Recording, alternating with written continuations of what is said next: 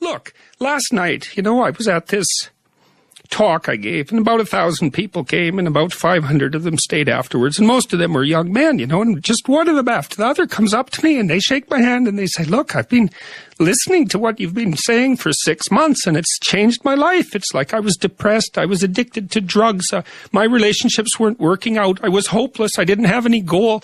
I started cleaning up my room and telling the truth and working hard on myself, and it's really working, and I just want to thank you for helping me.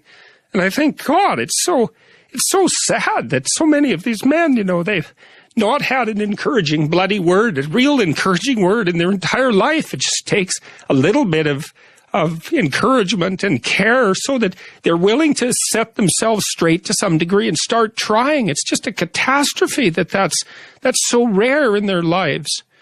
And so, yeah, well, every time, because I see the same thing when I'm talking. My audiences are often composed mostly of men between, say, 20 and 35. Not exactly young, but young enough.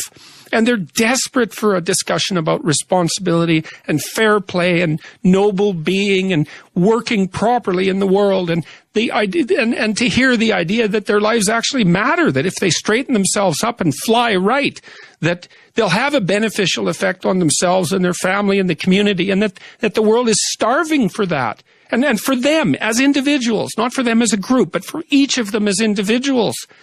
So, yeah, it breaks me up. Every time the topic comes up, it breaks me up because it's so damn sad. And we're so stupid. We're alienating young men. We're telling them that they're patriarchal oppressors and denizens of rape culture and tyrants in waiting, and we fail to discriminate between their competence and their tyranny. And it's awful. It's so destructive.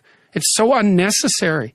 And it's so sad. And so whenever I think about it, especially because of all that I've seen of it, it makes me sad, like deeply. It's so sad. Why has it happened?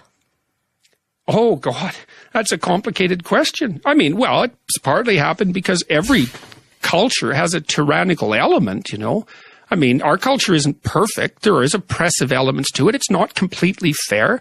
So some of it is just the age-old observation that